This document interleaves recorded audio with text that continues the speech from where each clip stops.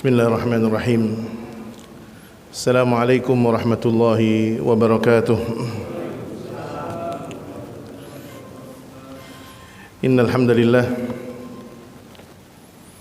nahmaduhu wa nasta'inuhu wa nastahdihi wa na'udzu billahi min shururi anfusina wa min sayyiati a'malina. May yahdihillahu fala mudilla lahu wa may yudlil fala hadiya lahu.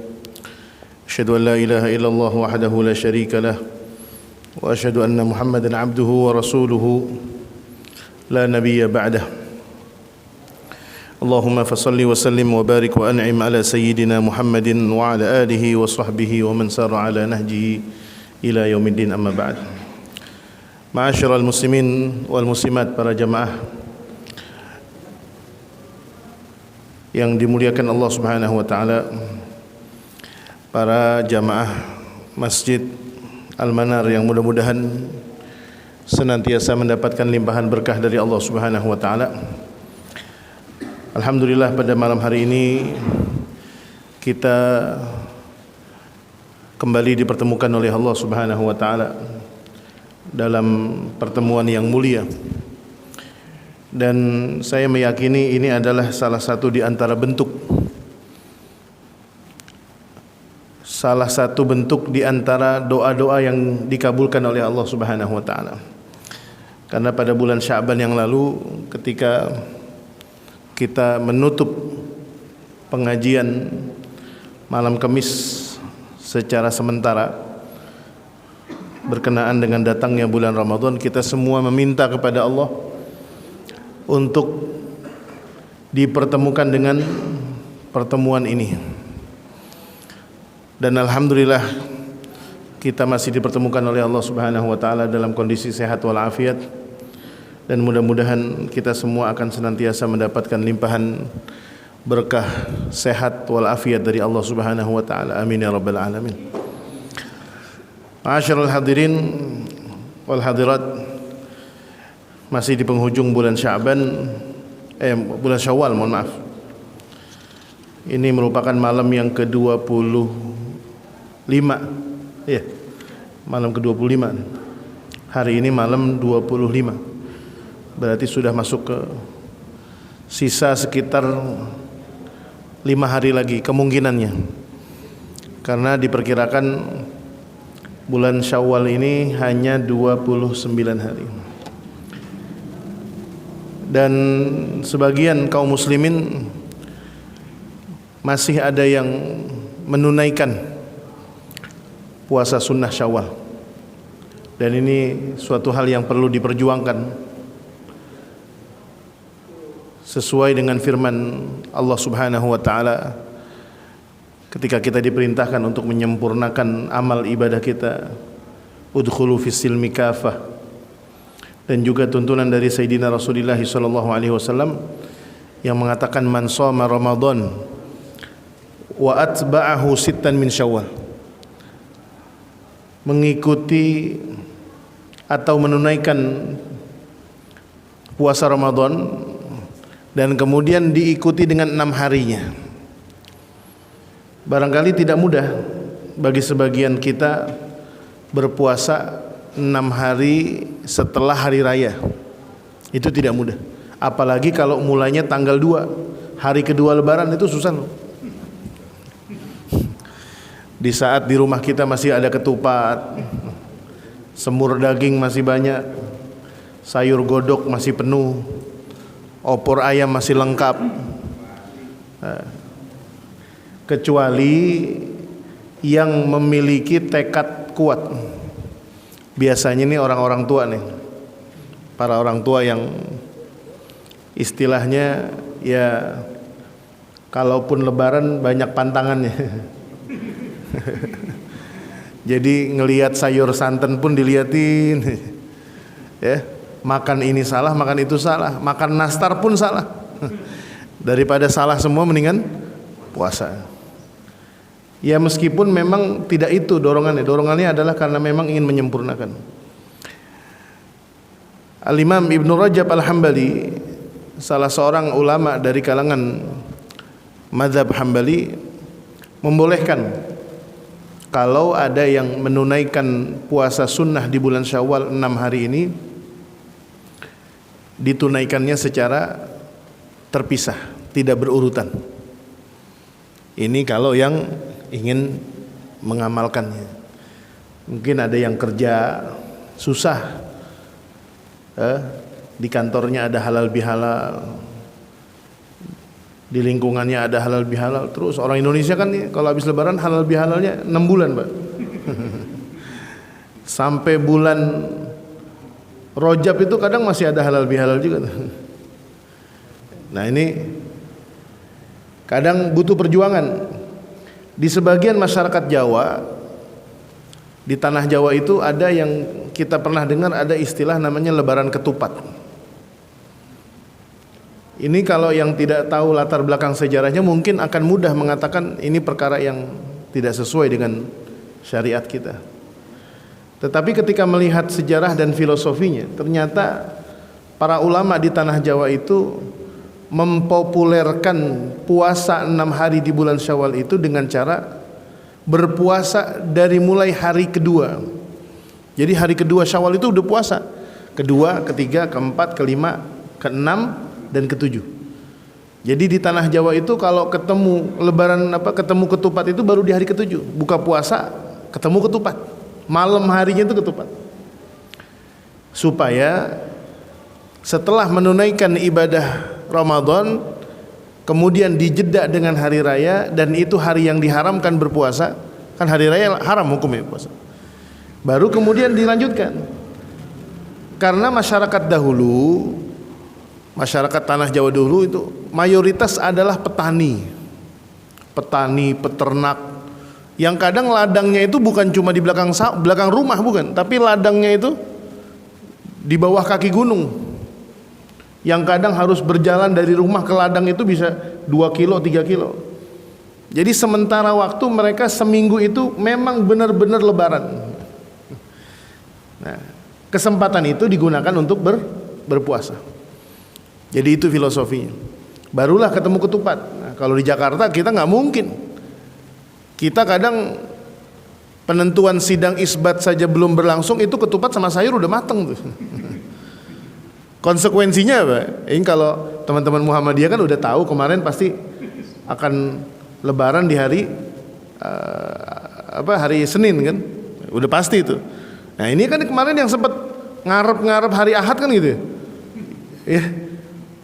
Mulai Ramadan pengennya mundur, asal pas lebaran pengen duluan. Nah, ini waktu tarawih pertama itu kan malam Sabtu kan. Itu karena Sya'ban 29 hari dan hilal terlihat gitu. Itu kalau yang imannya tipis mungkin berharap kalau bisa jangan Sabtu puasanya itu. Masih berharap Minggu aja deh gitu. Masih belum puas kulineran gitu. Pas giliran lebaran pengen duluan gitu. Nah, kalau di kita Jakarta nggak mungkin. Masyarakat Jakarta kayaknya nggak mungkin kalau hari pertama lebaran nggak ketemu ketupat tuh nggak mungkin. Padahal kalau di tanah Betawi justru ketupat itu sudah keluar sebenarnya. Kapan? Itu biasanya dulu ada kebudayaan Betawi, masyarakat Betawi. Ini bukan syariat ya. Ada kultur budaya masyarakat Betawi. Biasanya mereka itu akan masak ketupat justru ketika Ramadan sudah masuk ke hari 15. Malam 15 itu sudah ada ketupat. Iya, ada yang merasakan gitu. Dulu orang tua kita, ya meskipun cuma masak ketupatnya paling cuma 5-10 biji lah gitu ya. Sayurnya juga nggak banyak dulu itu. Itu sebuah pesan yang menandakan bahwasanya Ramadan akan berakhir. Siap-siap kita akan bertemu dengan Ashrul Awakhir, 10 hari terakhir. Diharapkan kita bersiap-siap agar lebih giat lagi ibadahnya. Nah, di bulan Syawal ini saya tadi barusan siang itu ada acara bersama jamaah, yaitu halal bihalal gitu. Ketika yang lain pada makan, ada satu jamaah nggak makan nih. Saya tanya, antum puasa? Iya Ustaz. Udah tinggal berapa hari lagi? Baru mulai Ustaz. Baru mulai. Wah, dangerous nih saya bilang nih. Dangerous nih saya bilang nih. Berarti antum injury time bahasanya nih. Kalau antum sehat, insya Allah sampai akhir hari terakhir Syawal antum masih bisa puasa nih. Hari apa nih sekarang nih? Rabu, Kamis, Jumat, Sabtu, Minggu, Senin pas. Karena Selasa itu udah Zulqa'dah. Ini saya bilang antum kenapa udah di ujung ini? Ya kemarin emang benar kata Ustaz, susah. Ya sebenarnya kalau dikagetin sih bisa. Kalau dikagetin bisa. Cuma kadang kan kita azimah kita kurang kuat, semangat kita kurang kuat. Udah bangun sahur, udah ngambil nasi, ingat kalau nanti siang ada halal bihalal di rumah encing kita kalau bikin semur lekoh banget. Waduh, mikir-mikir nih semur daging kebo lagi nih, akhirnya nggak jadi sahur, begitu terus. Nah makanya kata Rasulullah SAW, wa atba'ahu sittan min Syawal, kalau ada orang yang berpuasa Ramadan kemudian diikuti dengan 6 hari di bulan Syawal, faka'annama shamad dahra, orang ini ibarat telah menyempurnakan puasa 1 tahun. Memang berat, tidak mudah. Makanya kalau ada yang mampu menyelesaikan 6 hari berturut-turut, ini luar biasa. Kadang ada yang dicicil Senin Kamis 6 hari udah selesai, 3 minggu aja udah kelar. Nah ini mudah-mudahan bagi yang belum menunaikan puasa Syawal di tahun ini, mudah-mudahan tahun depan bisa disempurnakan dan kita dipanjangkan usia kita dalam taat kepada Allah Subhanahu wa taala. Amin ya rabbal alamin. Baik, ma'asyiral hadirin wal hadirat, para jamaah sekalian yang dimuliakan Allah. Terakhir kita membahas waktu itu peristiwa tentang Umrah Al-Hudaybiyah. Kalau versinya penulis pengarang kitab ini Al-Imam Al-Mubarakfuri, beliau menyebutnya Umratul Hudaybiyah, Umrah Hudaybiyah. Meskipun umrahnya tidak sempurna, meskipun umrahnya tidak dilaksanakan. Ini terjadi pada tahun ke-6 Hijriah. Beliau berangkat dari Madinah bersama ratusan para sahabatnya, dan beliau Rasulullah SAW telah mengarahkan, memberikan seruan, taklimat, maklumat kepada masyarakat, kepada warga Madinah yang ikut umrah dilarang membawa senjata apapun kecuali pisau yang digunakan untuk menyembelih hewan. Tetapi singkat cerita, kita sedikit review, sampai di perbatasan kota Mekah yang dimana daerah tersebut disebut dengan Hudaybiyah. Di sana mereka dicegat, ditahan, dilarang. Oleh siapa? Oleh orang-orang musyrikin Mekah. Kafir Quraisy Mekah menahan mereka di jalur perbatasan. Ini saya doakan mudah-mudahan yang ada di sini bisa pergi haji ke tanah suci. Nanti kalau lagi senggang di Mekah, ada jadwal city tour, biasanya itu diajak ke Hudaybiyah. Tapi sebagian masyarakat itu sayang sekali. Kadang memang ini ziarah ini tidak ada unsur ibadahnya, sebenarnya tidak ada. Artinya tidak diwajibkan juga, tetapi kewajiban kita mengetahui sejarah perjuangan Rasulullah SAW. Salah satu di antara yang masih ada dan jejaknya masih diketemukan di Mekah itu adalah Hudaybiyah. Salah satu di antaranya Hudaybiyah. Jadi Hudaybiyah itu perbatasan menuju ke kota Mekah. Saat itu Rasulullah dengan kondisi berihram bersama para sahabatnya karena sudah mengambil niat mengambil niat umrah dari Bir Ali, Dzulhulaifah. Sampai di sana dicegah. Terjadilah perundingan. Ini yang telah kita bahas. Saat itu kalau bahasa kita, poin pasal-pasal perundingan yang disusun oleh Rasulullah hampir mayoritas isinya itu ditolak oleh utusan orang Mekah. Tetapi yang uniknya di situ Rasulullah SAW lebih banyak menyetujui sanggahan yang datangnya dari utusan orang kafir Quraisy.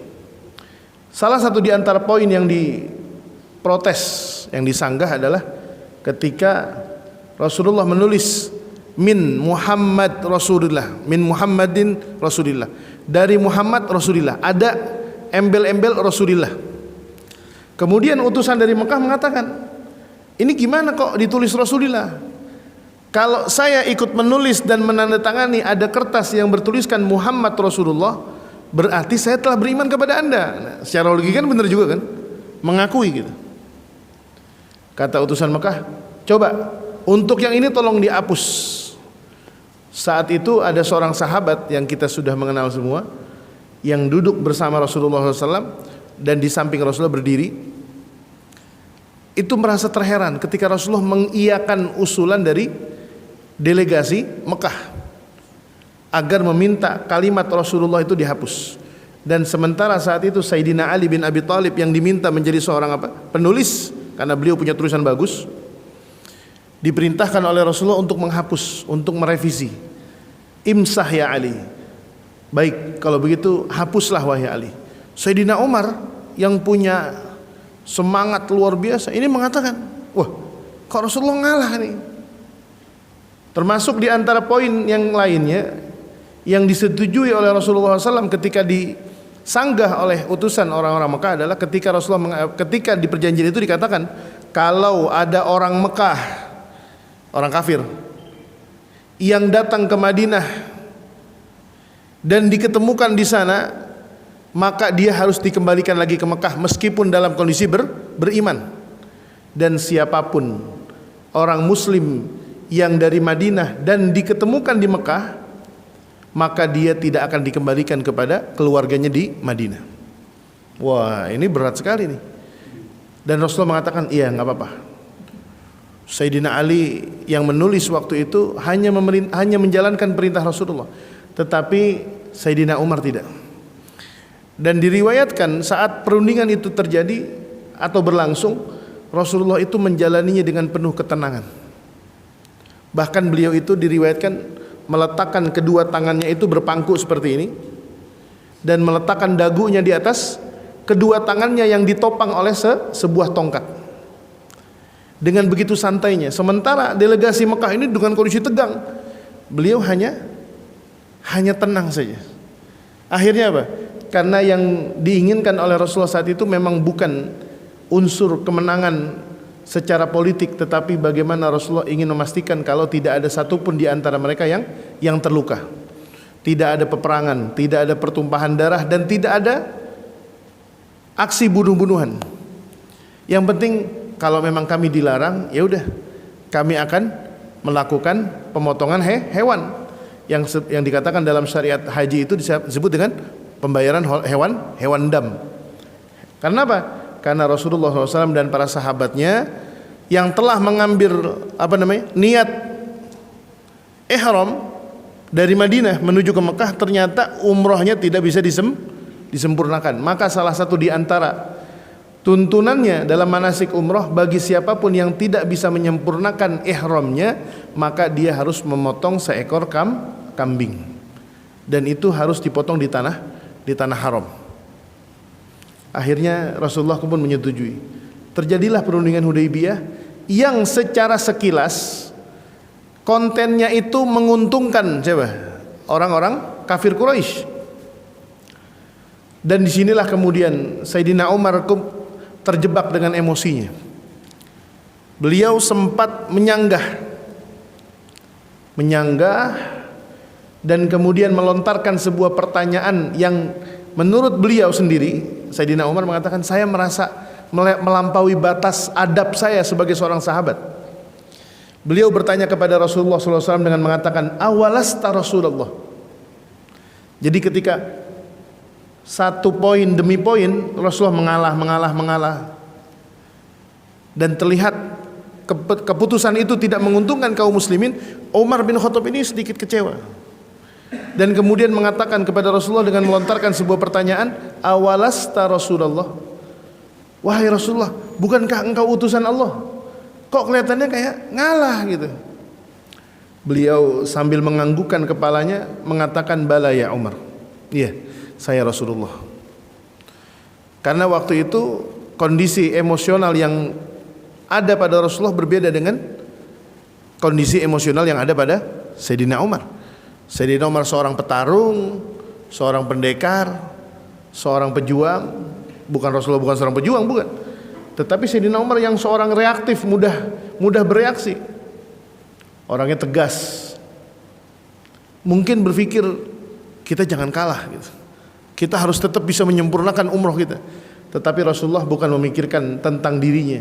Rasulullah tidak memikirkan tentang rombongannya. Yang ia pikirkan adalah agamanya. Menakar atas perintah wahyu Allah Subhanahu wa taala bahwasanya yang terbaik saat itu adalah mundur dan kembali ke Madinah dengan kondisi umroh yang tidak sempurna. Dan disitulah kemudian ada dua peristiwa yang dimana peristiwa itu justru menjadi pesan bahwasanya di tahun ke-7 kemudian, ini Hudaybiyah tahun ke-6 nih, Rasulullah meninggal tahun 10, ya awal 11 lah. Jadi kurang lebih 4 tahun lagi Rasulullah wafat nih. Jadi kurang dari 40 sekitar kurang 4 tahun ini Rasulullah akan menjalani dakwah terakhirnya di Madinah. Dan itu tahun-tahun terakhir. Sepulang dari Mekah, peristiwa Al-Hudaybiyah pada akhir tahun ke-6 ini, di perjalanan dari Mekah menuju ke Madinah turunlah wahyu. Firman Allah dari permulaan surat Al-Fath, Inna fatahna laka fatham mubina liyaghfira lakallahu ma taqaddama min dhanbika wa ma ta'akhkhar wa yutimma ni'matahu 'alaika wa yahdiyaka siratan mustaqima wa yansurakallahu nasran aziza. Ini ayat ketika turun kepada Rasulullah menerimanya dengan linangan air mata. Artinya apa? Buah kesabaran beliau ketika menjalankan perintah Allah untuk kembali ke Mekah, kembali ke Madinah tanpa berhasil menunaikan umrohnya. Dan kemudian Allah mengatakan dengan kabar gembira, Inna fatahna laka fatham mubina, kami akan bukakan kepadamu untukmu wahai Muhammad fatham mubina, kemenangan yang nyata, yang dimana ini adalah bukti akan terjadinya Fathu Mekah, penaklukan Mekah, yang dimana nanti setelah Fathu Mekah akan ada lagi namanya Umratul Qadha. Umrah Qadha ini adalah umroh yang tertunda ini tadi, nanti akan diqadha, ditunaikan kembali, membayar utang lah, namanya umroh bayar hutang lah gitu ya. Ketika diturunkan ayat itu Rasulullah memahami betul bahwasanya setelah ini akan ada kemenangan manis, ada kemenangan indah yang telah dipersiapkan oleh Allah Subhanahu wa taala. Wa yansurakallahu nasran aziza. Kemudian yang kedua, sepulangnya dari Mekah menuju ke Madinah, kaum muslimin mendapatkan kabar gembira terkait masuk Islamnya 3 tokoh besar Mekah. Ini tidak ada sedikit pun tanda-tanda. Jadi ini kalau bahasa anak sekarang surprise. Tidak ada, ya tanda-tandanya dakwanya sudah. Karena dari ketiga orang ini adalah salah satu di antaranya adalah Khalid bin Al-Walid. Khalid bin Walid itu masuk Islam setelah Hudaybiyah. Udah lewat. Uhud sudah lewat. Ghazwah Al-Mustalik udah lewat. Tahun ke-7 beliau masuk Islam bersama 3 sahabat lainnya. Yang pertama Utsman bin Thalhah, yang kedua Amr bin As, dan yang ketiga adalah Khalid ibn Walid. Kalau dalam riwayat Khalid ibn Walid ini memang hampir setiap waktu itu disurati, ditulisin surat, diajak masuk Islam oleh siapa? Abdurrahman bin Walid, kakaknya Khalid ibn Walid yang sudah masuk Islam lebih dahulu. Nah ini puncaknya adalah di tahun ke-7 Hijriah 3 orang ini masuk Islam. Dan ketika ketiganya datang ke Madinah untuk mengungkapkan atau menyatakan keislaman mereka, dan setelah bersyahadat Rasulullah SAW mengatakan, Inna Makkah qad alqat ilaina afladu kabidiha. Ini ketika 3 orang ini datang ke Madinah masuk Islam, Rasulullah memberikan statement yang berbunyi, Inna Makkah qad alqat ilaina afladu kabidiha. Mekah sudah memberikan jantung hatinya kepada kita. 3 orang ini dianggap sebagai kader-kader terbaik orang Mekah. Siapa yang gak kenal dengan Khalid bin Walid? Yang menyebabkan kaum muslimin di perang Uhud berantakan siapa? Khalid bin Walid. Amr bin As yang berani mengejar kaum muslimin di tanah Habasyah, Amr bin As. Utsman bin Thalhah, seorang saudagar kaya, dan dia memiliki ikatan kuat dengan para pemegang kunci Ka'bah. Makanya ketika 3 orang ini masuk Islam, Rasulullah mengatakan inna Makkah qad alqat ilaina afladu kabidiha. Jantung hatinya sudah ada di tangan kita. Berarti setelah ini akan ada perkara besar. Jadi kalau pemain bintang di satu klub sudah hengkang, ketika Cristiano Ronaldo menyatakan akan hengkang dari Manchester United, itu para komentator sepak bola sudah mengatakan berarti Manchester akan ditinggalkan oleh jenderalnya. Dan terbukti hingga hari ini Manchester United itu sulit menemukan performa terbaiknya. Antum Manchester City? Oh bukan, kelihatan kayak girang gitu, kayak gembira gitu. Oh Munchen, yang baru kalah kemarin ya. Ini contoh saja, ini contoh santainya saja. Jadi kalau bintang di satu klub sudah hengkang meninggalkan klubnya, wah berarti sudah. Apalagi kalau Ronaldo waktu itu dari Manchester dia pindah ke Real Madrid. Wah, Real Madrid sudah makin besar hati. Dulu Real Madrid susah mengalahkan Manchester, sekarang berbalik kanan. Dan begitu juga. Dan ini pentingnya juga ketika kita berdakwah, bukan hanya mengajak masyarakat umum, tetapi dakwah itu perlu menyentuh orang-orang yang kuat. Kuat secara pemikiran, kuat secara fisik, kuat secara pengaruh, kuat secara ekonomi. Agar apa? Agar dampak daripada dakwah itu pun akan terasa. Ketika Khalid ibn Walid masuk ke Islam, masuk ke dalam Islam, itu Mekah semuanya sunyi. Enggak ada yang berani berkata apa-apa. Selesai sudah. Bahkan sampai di antara mereka mengatakan, setelah ini siapa yang berani mimpin perang? Karena tidak ada orang yang secerdas Khalid ibn Walid, tidak ada orang yang seberani Khalid ibn Walid, dan tidak ada orang yang sepintar Khalid bin Walid dalam taktik. Cerdas dia secara membaca strategi, pintar ketika menguasai pasukan. Nanti kita akan temukan di akhir pembahasan kita, di antara perang-perang terakhir Rasulullah ada perang namanya perang Mu'tah. Ini Mu'tah ini sudah nyerempet ke Persia nih, Romawi. Itu Khalid ibn Walid dengan pasukan yang terbatas bisa menyebabkan pasukan Romawi itu tunggang langgang. Bingung nih, ini kok pasukan kagak habis-habisnya nih. Kita udah, bahasa kita nih udah jor-joran. Pasukan berkuda sudah keluar, pasukan memanah sudah keluar, pasukan infanterinya sudah keluar, pasukan darat udah habis. Kok kaum muslimin masih terus nih? Padahal laporan sebelum pecahnya perang itu dikatakan kaum muslimin cuma punya berapa ribu pasukan doang. Tapi ketika perang itu terjadi, kok pasukannya nggak kelar-kelar? Ternyata apa yang diterapkan oleh Khalid bin Walid? Beliau membagi pasukan itu menjadi 3 bagian. Pasukan yang di darat, pasukan sayap kanan kiri, dan pasukan belakang. Pasukan kanan dan kiri ini bergeraknya adalah berputar, sementara pasukan yang di tengah ini menyerang ke depan. Kalau yang di kanan sayap kanan kiri ini, ketika dia menyerang, setelah menyerang dia diperintahkan untuk mundur. Kemudian apa? Dan balik lagi. Jadi terlihatnya apa? Kok nambah lagi nih pasukan gitu. Habis nyerang mundur, nyerang mundur. Pasukan yang di belakang kerjaannya apa? Hanya di atas tunggangan kudanya dengan membawa pelepah kurma. Ngapain itu pelepah kurma? Ketika kuda berjalan itu debunya digini-giniin. Jadi seakan-akan dari jauh itu terlihat masih banyak pasukan yang datang, padahal jumlahnya sedikit.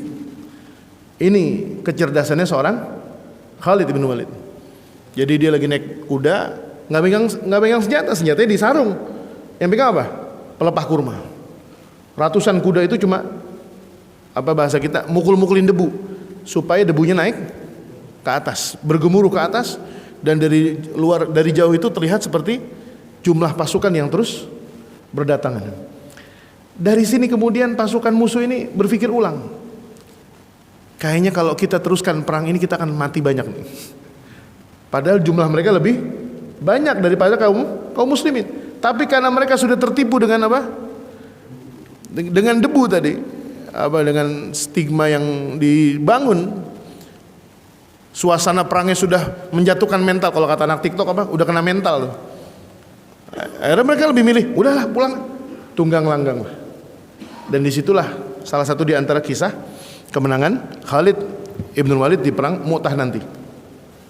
Meskipun pada akhir usianya beliau meninggal hanya di atas kasurnya, beliau menangisi dirinya sendiri sambil mengatakan, ha ana Khalid Ibn Walid amutu kama yamutul ba'ir. Beliau yang telah dikisahkan dulu menangisi Al-Quran. Beliau jarang membaca Al-Quran gara-gara sering berjihad. Kalau beliau Khalid bin Walid jarang baca Al-Quran karena meninggalkan Al-Quran karena jihad fisabilillah. Anak muda zaman sekarang jarang baca Al-Quran karena meninggalkan Al-Quran karena jihad fi Mobile Legend. Jihadnya di FF, di Mobile Legend. Jihad setiap waktu. Syahid juga enggak deh. Nah, ini Khalid bin Walid, dan beliau meninggal ketika dimandikan jenazahnya. Beliau tidak gugur di medan perjuangan. Ketika dimandikan jenazahnya diketemukan ada 70 bekas tusukan di dalam tubuhnya. 70. Ini bukan korban tawuran otista nih Pak, bukan. Ini bukan tawuran kampung Melayu Jatinegara nih, bukan. Ini mujahid, seorang yang berjuang bersama Rasulullah SAW. Di tubuhnya itu ketika dimandikan, sebelum dikafankan, diketemukan ada 70 tusukan. Dan beliau menangisi diri sendiri. Tapi tentunya derajatnya lebih tinggi. Meskipun tidak mati syahid, tetapi takdir Allah mengatakan, ketika Sayyidina Abu Bakar Ibnul Khattab, Abu Bakar As-Siddiq mengatakan bahwasanya Khalid ini salah satu di antara hikmahnya kenapa beliau tidak mati syahid di jalan Allah, sebabkan karena Allah memiliki kehendak bahwasanya yang menentukan syahidnya seseorang itu bukan sebagai pertanda Allah itu menginginkan ia mati dalam medan perjuangan ketika dia berjihad. Semua orang bercita-cita ingin mati dalam kondisi mulia, betul? Kita juga pengen mati mulia, meninggalnya husnul khotimah, dalam kondisi sujud, dalam kondisi sholat, dalam kondisi baca Quran. Itu semua cita-cita baik. Yang penting husnul khotimah. Tetapi Khalid ibn Walid yang waktunya banyak ditugaskan menjadi seorang panglima perang, ternyata Allah takdirkan tidak. Supaya kehendak Allah apa? Kehendak Allah itu jelas. Kadang ada orang yang bercita-cita ingin menggapai kematian dengan cara yang terbaik, tetapi Allah mempersiapkan dengan cara yang lain yang insya Allah itu jauh lebih baik. Kurang lebih begitu. Nah, setelah masuk Islamnya ketiga orang ini, datanglah tahun ke-7 ini, masuk ke tahun ke-8, yang dimana Rasulullah SAW ketika difirmankan oleh Allah Subhanahu Wa Taala, Inna fatahna laka fatham mubina. Inna fatahna laka fatham mubina. Dari situlah kemudian para ulama membaca sejarah yang dijalani oleh Rasulullah di tahun ke-8.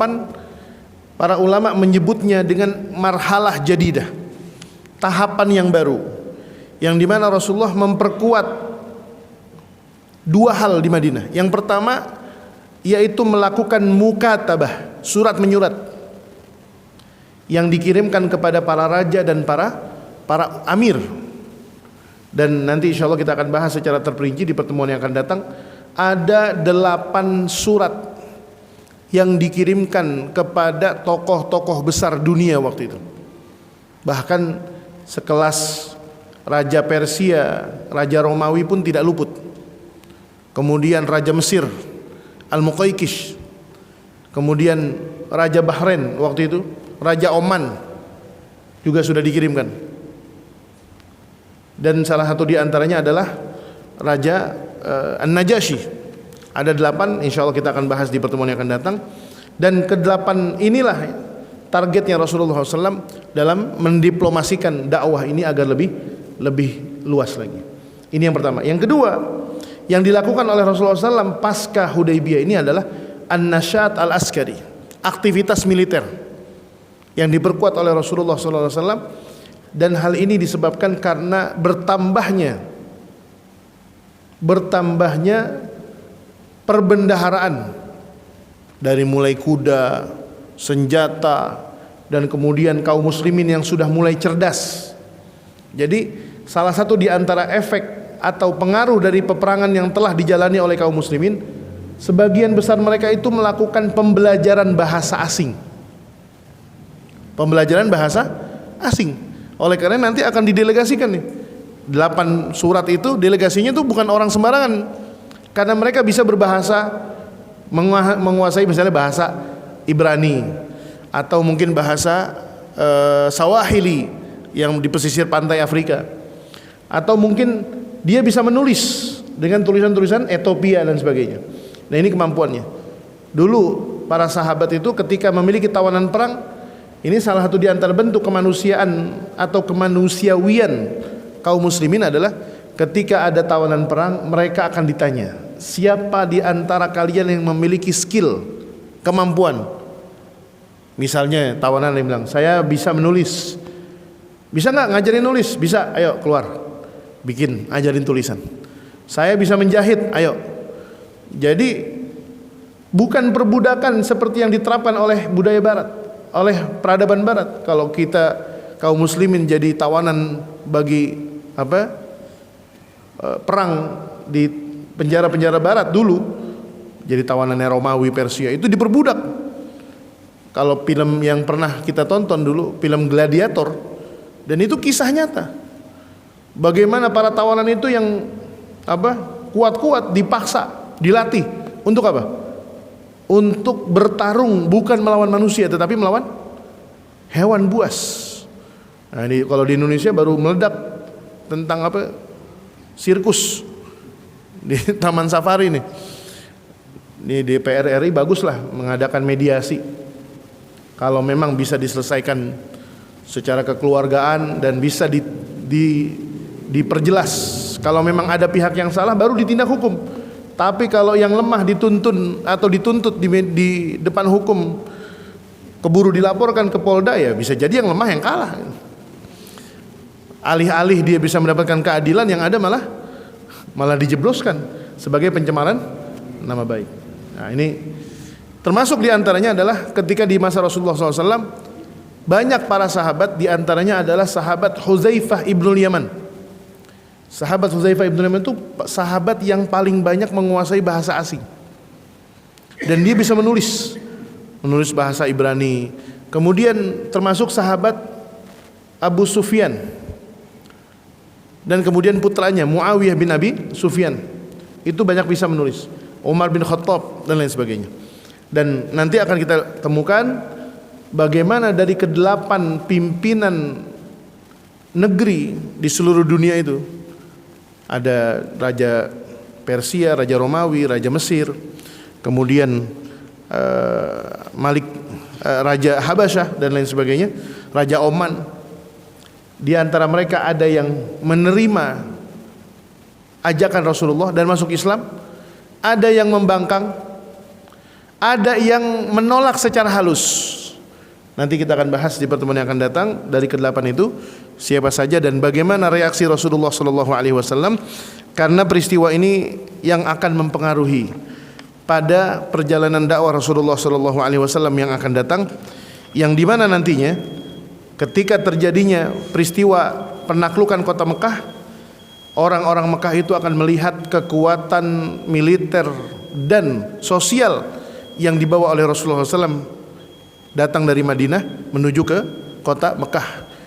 Dan inilah yang kemudian menyebabkan kaum muslimin berjaya di peristiwa Fatu Mekah yang akan terjadi pada tahun ke-9 nanti.